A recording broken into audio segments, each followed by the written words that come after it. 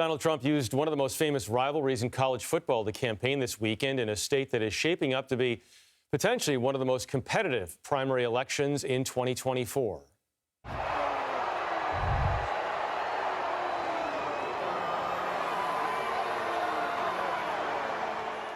Trump was welcomed at the annual Clemson versus South Carolina Thanksgiving game with mixed reactions from the crowd. Trump flaunted his support from local lawmakers as he tried to upstage his biggest challenger in South Carolina.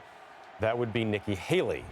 The former governor and Clemson alumna held a town hall in her home state Monday. More than 500 people attended.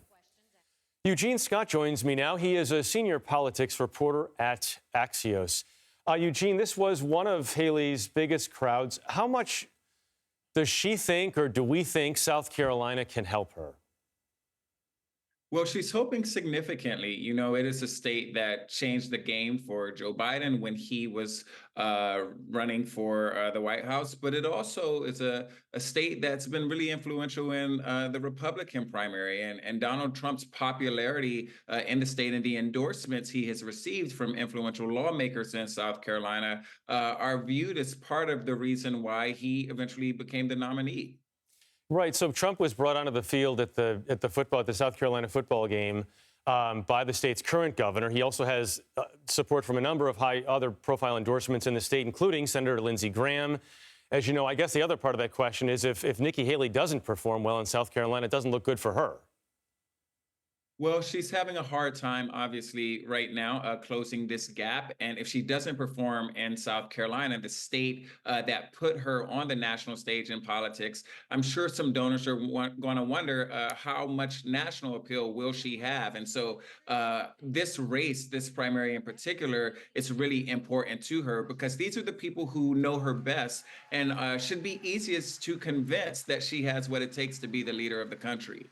How does her campaign address that? Like, why are we doing poorly in South Carolina?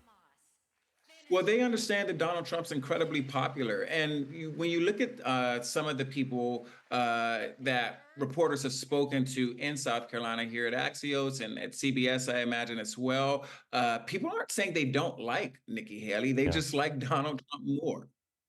And those same people, most of them are saying that unless something really dramatic happens, everybody seems to think that the former president is going to be the nominee. Right. Part of the support for Trump is the belief that it's inevitable that he's going to be the person that, wins this contest. But there is some real concern about the baggage that he has. These voters have said they're not sure that Trump can beat Biden, despite what some polls are saying, because of these ongoing concerns legally that he continues to face. And so they're looking for someone who they think can stand up to Biden. And Haley seems to be the most popular person so far with South Carolina voters. Eugene, the Republican National Committee recently disclosed it had $9.1 million in cash on hand as of October 30th, $9.1 million. It had more than double that at this point in 2016, the year that Trump was elected. What's happening there?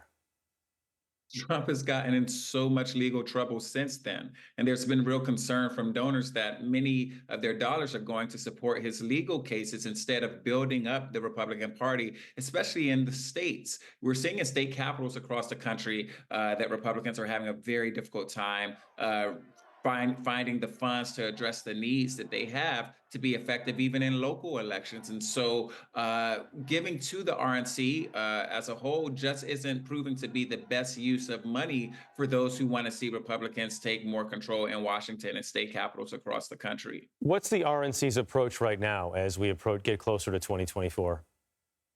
Well, they're saying that if they're going to win, if they're going to be victorious in Washington and other races, they're going to need financial support from many of these donors who backed them in years past. And so we're seeing leaders try to make the case that they're still a worthwhile investment and that if they do get the dollars that they're asking for, that have been, still on the sidelines, that they will prove that they have what it takes to stop the Democratic Party if Biden were to win or even if he was not.